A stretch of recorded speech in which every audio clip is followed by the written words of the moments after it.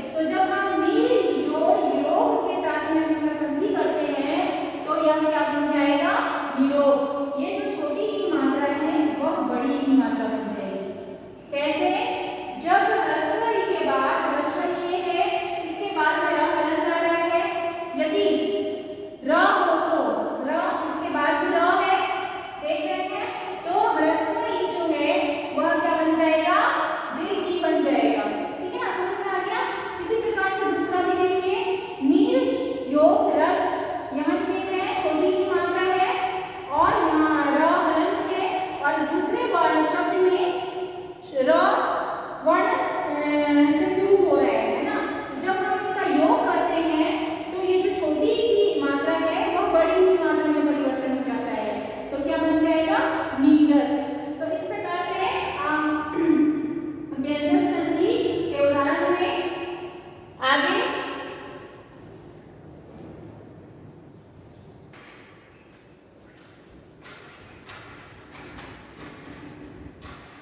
चौथा है यदि त हलंत के बाद च हलंत या छ हलंत आए तो त जो है च बन जाता है ना।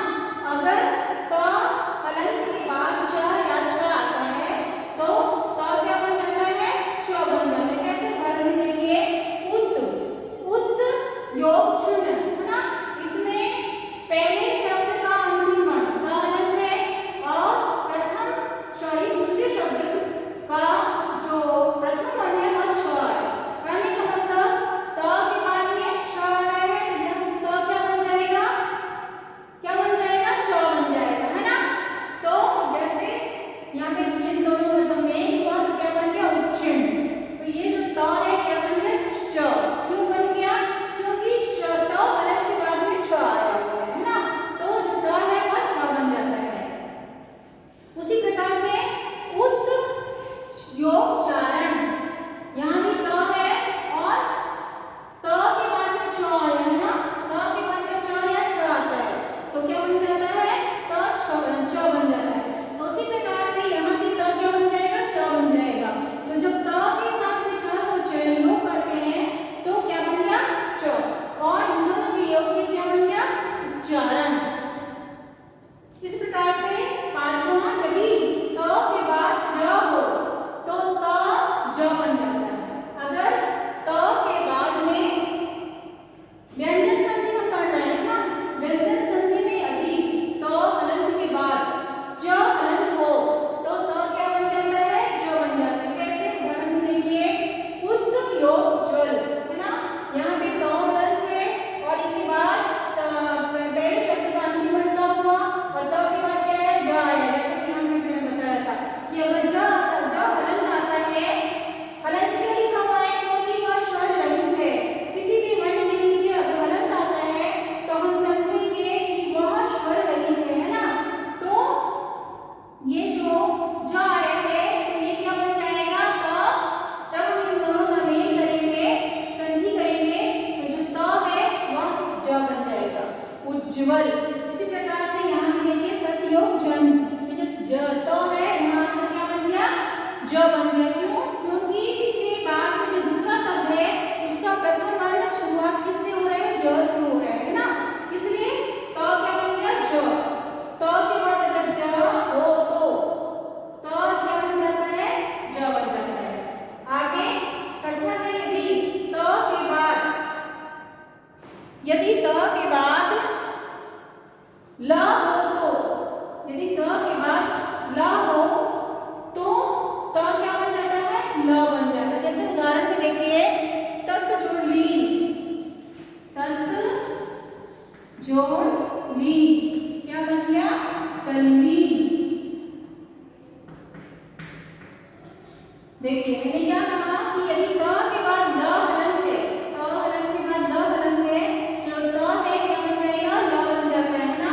जैसे यहाँ पे तत् योग ली, तो ये जो त है ल के साथ में जब हम योग कर रहे हैं तो ये जो त है वह क्या बन जाएगा? ल, क्योंकि त के बाद में ल आ रहा है, इसलिए यहाँ पे आधा ला के रूप में उपस्थित हो गया। तल्ली कैसे लिखेंगे तो क्या बन जाता है? इन दोनों के योग करने से तल्ली। इसलिए बना क्योंकि त के बाद में ल हलंत आया है ना, इसलिए सॉरी त के बाद में ल आया है, इसलिए यह क्या बन गया? ल। तो तत् योग ली क्या बन गया? तल्ली। इसी तरह से दूसरा उदाहरण देखिए उत जोड़ ले, उत जोड़ ले, इसका भी क्या है? उल्लेख। क्यों? यहाँ ल कैसे आ गया? क्योंकि त हलंत के बाद में ल है, इसलिए ये क्या बन गया? त ल बन गया।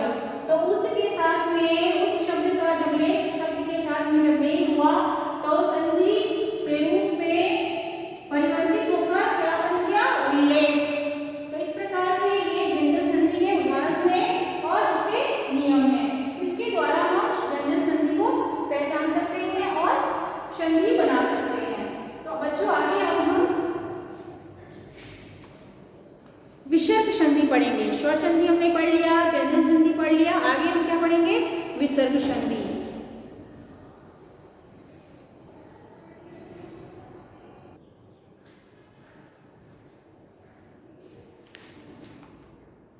विसर्ग संधि में विसर्ग के बाद किसी स्वर या व्यंजन के आने के कारण विसर्ग में जो विकार या परिवर्तन आ जाता है उसे हम विसर्ग संधि कहते हैं। तो देखिए इसके कुछ उदाहरण दिए हुए हैं कि विसर्ग का ओ में परिवर्तन। विसर्ग का चिन्ह कैसा होता है, ये विसर्ग का निशान है। और विसर्ग संधि किसे कहते हैं, मैंने क्या बताया कि विसर्ग के बाद किसी स्वर या व्यंजन के आने के कारण, है ना, विसर्ग में जो विकार या परिवर्तन हो जाता है उसे विसर्ग संधि कहते हैं। तो इसका उदाहरण के द्वारा हम समझेंगे कि विसर्ग का ओ में परिवर्तन। विसर्ग जो है ओ में कैसे परिवर्तन हो जाता है, यदि विसर्ग से पहले अ हो और विसर्ग के बाद अ या किसी वर्ग का तीसरा, चौथा, पांचवा वर्ण या अंतःस्थ वर्ण हो तो विसर्ग जो अंतःस्थ वर्ण हो तो विसर्ग ओ में बदल जाता है ना। जैसे उदाहरण देखिए, मन, योग, योग। तो यहाँ पे न और न में क्या सुनाई पड़ रहा है, है ना। और पहले क्या है, विसर्ग से, ये जो विसर्ग है, विसर्ग से पहले यहाँ पे अ है और विसर्ग के बाद अ या किसी वर्ण का तीसरा, चौथा, पांचवा वर्ण या अंतःस्थ वर्ण आ रहा है तो हम क्या कहेंगे, उसको ओ में बदल जाते हैं, बदल देते हैं ना। तो ये जो य है, आ रहा है, ये अंतःस्थ वर्ण है तो ये क्या किसमें बदल जाएगा, ये जो विसर्ग है वो ओ में बदल जाएगा। तो यहाँ पे जब हम इसका संधि करते हैं तो मनोयोग हो जाएगा, समझे। इसी प्रकार से दूसरा उदाहरण देखिए, मन, योग, रंजन। यहाँ भी आप देख रहे हैं कि विसर्ग से पहले अ है, न में अ सुनाई पड़ रहा है ना, तो अ है और इसके बाद में र आ रहा है, ठीक। तो जब हम इसका योग करते हैं तो यह जो विसर्ग है वह क्या बन गया, ओ में परिवर्तन हो गया। तो म न के बाद में क्या आ जाएगा, ये जो विसर्ग है ओ में बदल परिवर्तन हो जाएगा ना, तो मनोरंजन। इसी प्रकार से दूसरा, विसर्ग का रा में परिवर्तन। विसर्ग कब र में परिवर्तन हो जाता है, यदि विसर्ग से पहले अ या आ से भिन्न स्वर हो और विसर्ग के बाद किसी वर्ग का तीसरा, चौथा, पांचवा वर्ण या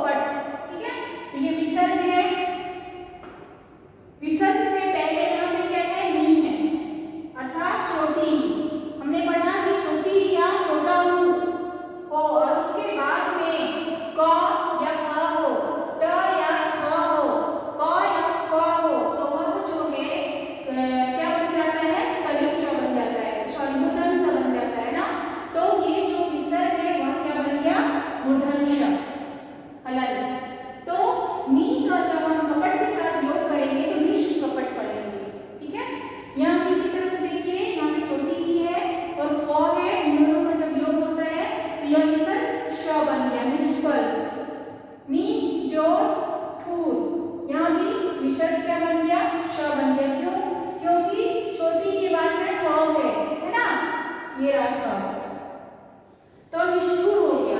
नि योग पा, यहाँ भी छोटी ई है और प है, तो यह जो विसर्ग है श में परिवर्तन हो गया ना, तो निष्पाप। तो इस प्रकार से हम विसर्ग संधि में इन नियमों को पढ़कर समझकर हम संधि बना सकते हैं।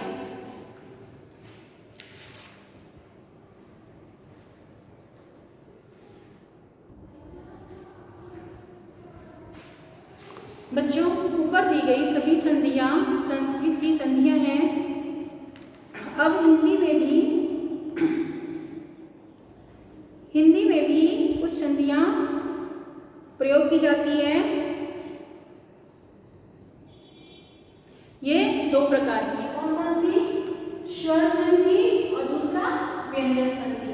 तो स्वर संधि में जैसे देखिए आधा योग खिला, जब हम आधा को खिला के साथ में अर्थात कहने का मतलब है पहला शब्द का अंतिम वर्ण और दूसरे शब्द का पहला जो शब्द वर्ण है या ध्वनि कहेंगे, इनका जब हम मेल करते हैं तो ये जो संधि शब्द बना अधखिला, है ना।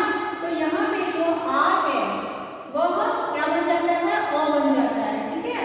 दूसरा है के योग आड़ी, तो यहाँ आगे क्या बन जाएगा? खिलाड़ी, है ना। यहाँ पे ए जो है वह छोटी मात्रा में परिवर्तन हो जाता है। ये जो रेखा में एक ही मात्रा है वह यहाँ पे आने के बाद में क्या बन जाएगा?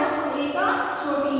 दूध योग मुहा, तो यहाँ क्या बन जाएगा? दूध मुहा। अर्थात कहने का मतलब ये जो है बड़ा ऊ छोटा ऊ में परिवर्तन हो जाता है ना। तो यहाँ क्या बन जाएगा? दूध मुहा। अब आगे देखिए मोटा, मोटा योग आपा, तो यह क्या है? मोटापा। यहाँ भी ओ जो है वह छोटा ऊ में परिवर्तन हो गया। ओ को छोटा ऊ में परिवर्तन हो जाता है। जैसे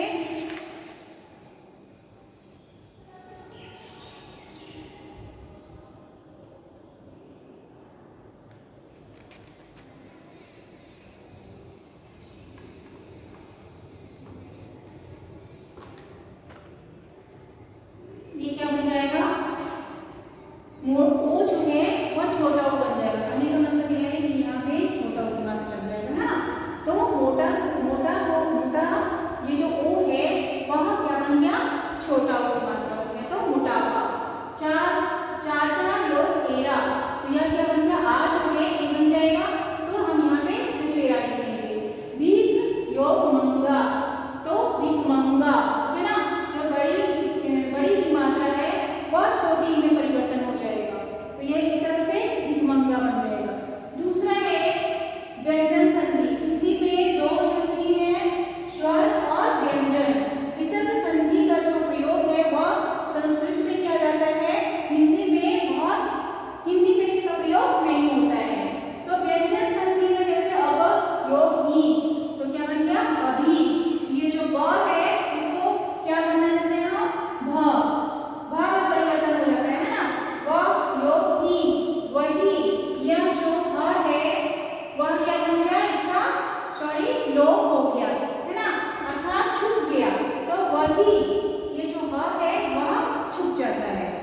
कि ई, तो यहाँ पे जो ई है तो यह है, इसका भी लोप हो जाता है और यह क्या बन जाता है? सिर्फ की बन जाता है, इस तरह से, ठीक है ना। तो इस प्रकार से हमने संधि पाठ का अध्ययन किया और संधि को अच्छे से समझा। तो आप लोग इसे ध्यान से पढ़िएगा और समझने का प्रयास कीजिएगा। धन्यवाद।